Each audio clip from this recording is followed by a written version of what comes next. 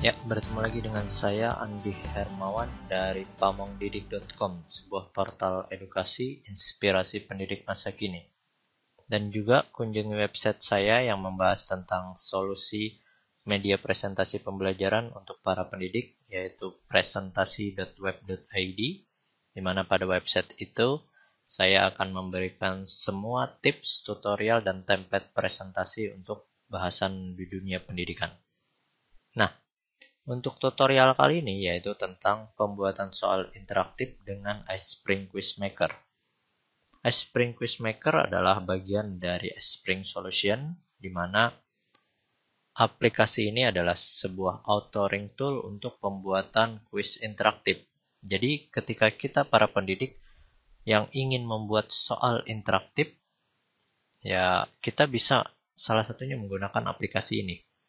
Sangat mudah tentunya, dan mari saya contohkan bagaimana cara membuat soal interaktif dengan iSpring Quizmaker.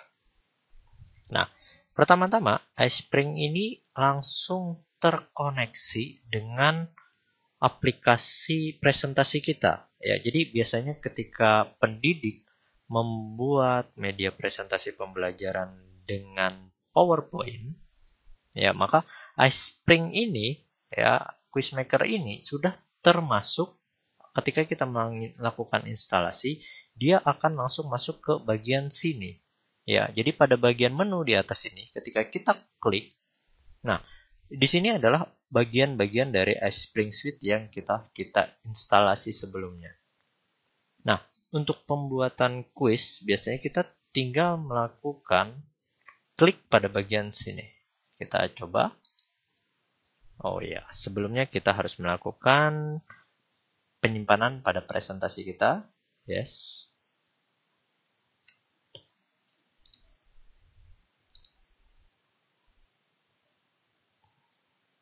Nah, selanjutnya akan ada pilihan antara grade quiz dan survei.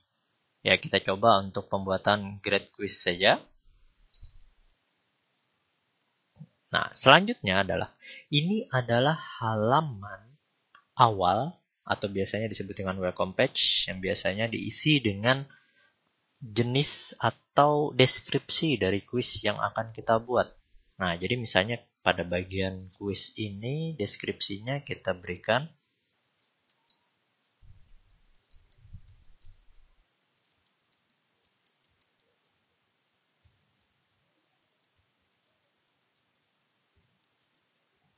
Nah, kita pun bisa menyisipkan logo atau gambar dan lain sebagainya. Bisa kita coba klik insert picture.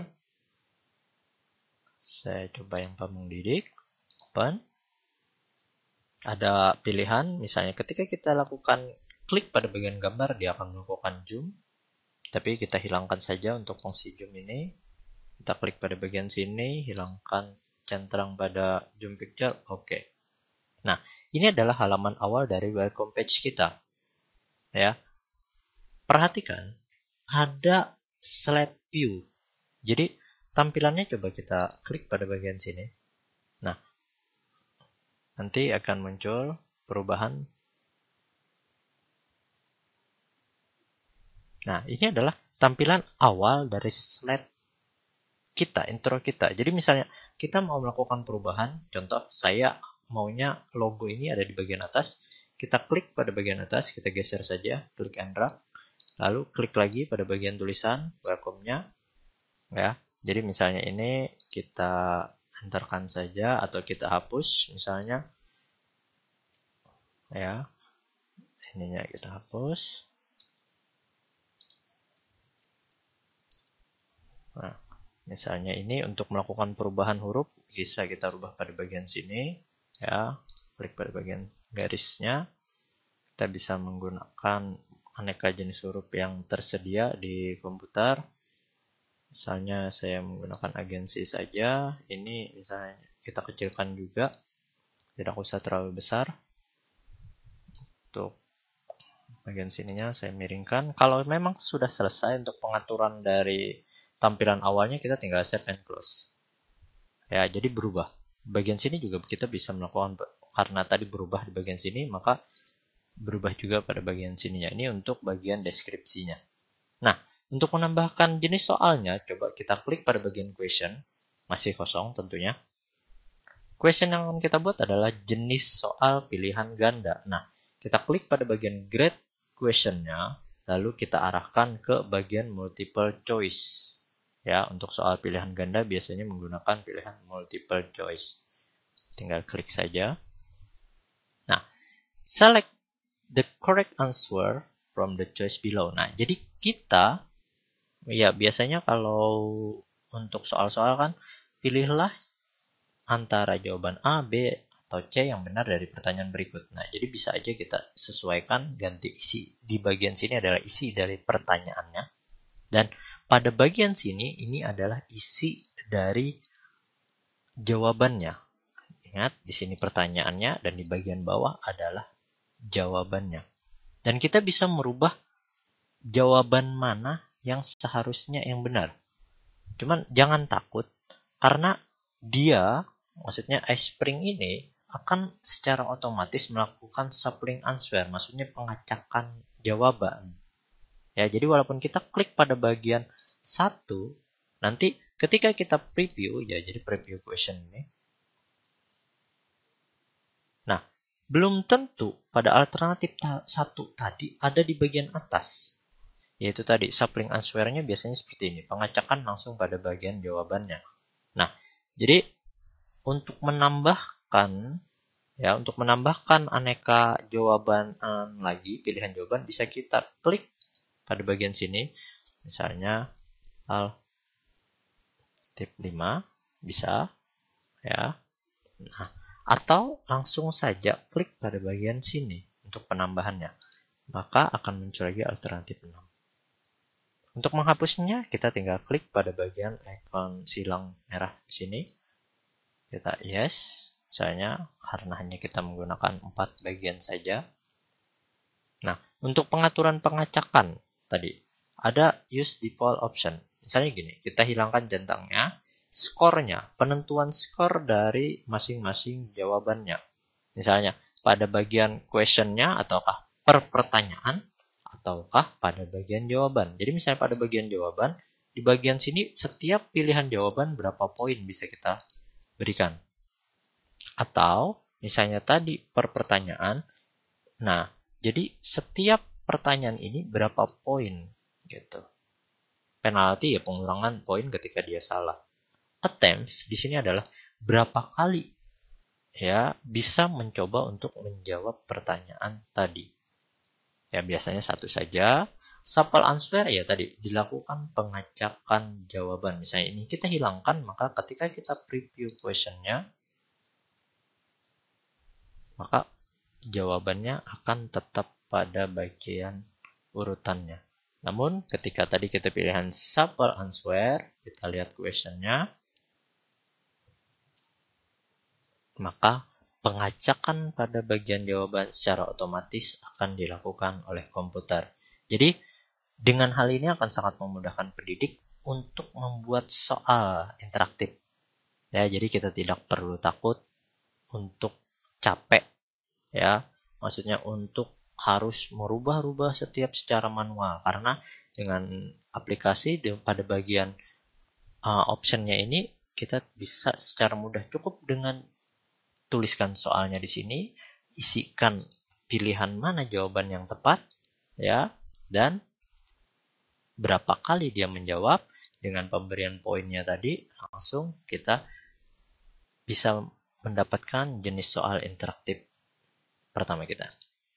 Untuk menambahkan gambar, bisa pada bagian sini atau pada gambar pilihan dari jawaban, bisa juga pada bagian sini. Nah, kembali ke tampilannya. Kalau tadi kita lihat tampilannya bagian sini, ini standar. Ya, standar hanya pada bagian samping kiri saja. Kita bisa melakukan perubahan dengan kembali mengklik slide view-nya. Coba kita klik slide view. Nah, pada bagian sini kita klik answer kolom. Berapa pilihan kolom yang bisa kita gunakan? Misalnya tuh, secara otomatis dia akan merubah. Ya. Jadi terdiri dari 2 pilihan kolom. Biasanya seperti ini. Dan ini bisa kita taruh lagi, geserkan, mau kita sisipkan gambar, ya, ataukah kita sisipkan karakter, misalnya ada tambahan karakter untuk tipe ini. Jadi misalnya kita gunakan ini.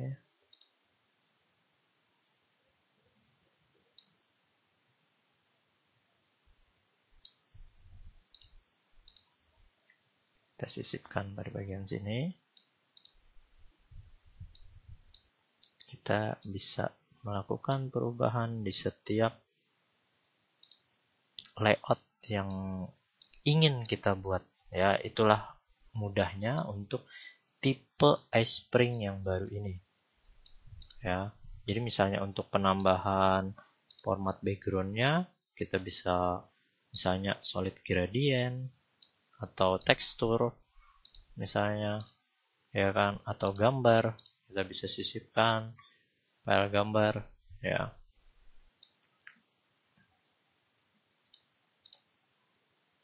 Misalnya seperti ini, ya kan. Wah, tidak. Nah, ya bisa kita atur lagi, close. Maka ketika kita lihat jenis pertanyaannya, save, ya, kita lihat previewnya, preview question, maka kita bisa mendapatkan sebuah tampilan pertanyaan dari kuis interaktif yang sangat bagus tentunya dan akan memudahkan guru ketika untuk melakukan pembuatan kuis interaktif untuk evaluasi pembelajarannya. Ya, jadi misalnya gini, kita contoh. Ketika siswa memilih jawaban alternatif 4, kita submit, maka pertanyaannya adalah tidak tepat jawabannya. Karena tadi harusnya jawabannya adalah yang 1. Ya, jadi misalnya langsung 1 kali pemilihan, dia akan jawaban salah, maka akan keluar. Jadi misalnya ini berapa kali unlimited gitu kan. Kita langsung preview. Nah, jadi misalnya dia jawab pilihan 3, submit, jawaban tidak tepat. Try again lagi, 4 misalnya lagi, salah lagi, ya kan, masih try again karena masih ada pilihan alternatif untuk menjawab. Jadi misalnya dia jawab ini, ya selamat, jawaban Anda benar. Nah, dan perlu diperhatikan ini ada poinnya, berapa poin, ini total poin yang telah dijawabnya. Tapi misalnya kita lihat di sini pun juga ada aturan waktu yang bisa digunakan. Jadi kita bisa melakukan limit waktu untuk si siswa mengerjakan soal yang kita berikan. Ya. Nah, ketika selesai, dia akan mendapatkan congratulations gitu, ucapan selamat bahwa dia telah menyelesaikan. Ketika dia tidak, pada bagian sini kita bisa melakukan pengeditannya. Untuk pengaturannya mungkin akan dibahas secara lebih dalam nanti pertemuan berikutnya. Untuk pertanyaan ini, ketika misalnya kita tambahkan satu lagi, tipe choice juga, 2 pertanyaan saja, kita mengatur berapakah pada bagian properties, kita mengatur misalnya pada bagian passing score, berapakah skor yang bisa dia jawab gitu. Maksudnya passing grade-nya dia berapa minimalnya. Ya, karena ini 100 berarti sini 70%. Waktu dari pengaturan kuisnya seperti apa di sini. Ya kan? Untuk navigation-nya ini secara berurutan saja. Untuk lebih dalam di pertemuan berikutnya mungkin akan saya lebih jelas lagi. Question default-nya, jenis poinnya, sapling answer, pertanyaan untuk mengacakkan, ya, ini pengisian dari jawaban yang benar, ini jawaban yang tidak tepat, dan pada bagian sini adalah hasil dari result, apakah dia ketika udah selesai langsung kemana gitu kan, atau pengaturan close dan lain sebagainya. Kita oke saja. Selanjutnya adalah melakukan tahap akhir, misalnya kita finish pertanyaannya, kita lakukan save and return to course. Nah, jadi pada bagian sini PowerPoint-nya sudah langsung melakukan satu penambahan kuisnya di sini. Jadi ketika kita melakukan preview dari PowerPoint, kalau langsung slideshow mah tidak muncul. Dia hanya muncul pada bagian sini. Tapi ketika kita menggunakan preview untuk tampilan slide misalnya kan, slide. Ya, tunggu, dia akan melakukan collecting data.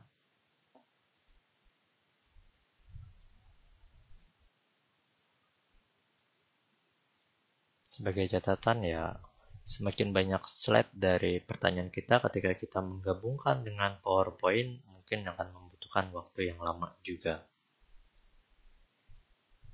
Namun inilah mudahnya dari iSpring ini. Kita akan sangat mudah membuat jenis pertanyaan dari kuis interaktif kita. Ada berbagai macam jenis pertanyaan yang bisa kita gunakan, sehingga kita tidak ragu lagi untuk membuat aneka macam pertanyaannya.